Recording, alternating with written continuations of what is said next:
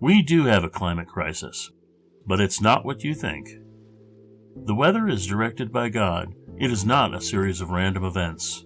God has His hand on the weather. God uses drought to get the attention of His people. That is, when God's people refuse to follow His directions, God cuts off the rain. The people get hungry and pay attention, or they rebel against God.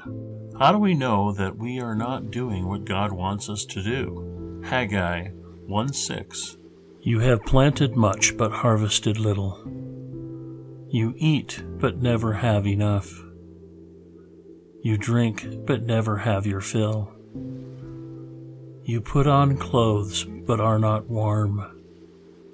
You earn wages only to put them in a purse with holes in it. Does any of this sound familiar? God says, "Give careful thought to your ways." Haggai 1:7. God wants to be number one in your life. He will not be satisfied with anything less. Haggai 1:9. You expected much, but see, it turned out to be little. What you brought home, God, blew away. Why does God do this? Because He loves us, and like any good father, knows what's best for us. Here's a story to illustrate. There is a father who has a son that starts heading down the wrong path, rejecting everything that he was taught growing up. The father is forced to cut off his resources as the son drops into a downward spiral of drugs and criminal behavior. He repeatedly makes attempts to reconnect with his wayward offspring and yearns for him to come home. After his long suffering, the son starts to clean up his life, and the father accepts him back with open arms. This is how God works. He has designed this world to keep us from our own destructive tendencies. When we rebel against God's plan, our life becomes increasingly uncomfortable. Haggai 1:10. Because of you, the heavens have withheld their dew, and the earth its crops.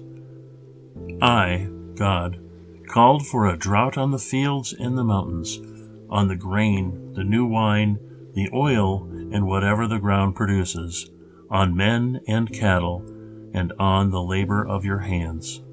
What do we need to do? Haggai 2:4. Be strong, all you people of the land, declares the Lord, and work, for I am with you, declares the Lord Almighty. Haggai 2:6. This is what the Lord Almighty says. In a little while I will once more shake the heavens and the earth, the sea and the dry land. Conclusion.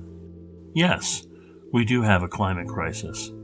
Now you know why and what you need to do to avoid disaster. Make God first in your life. Humble yourselves. Seek out His Son, Jesus Christ, and pray. He is with us.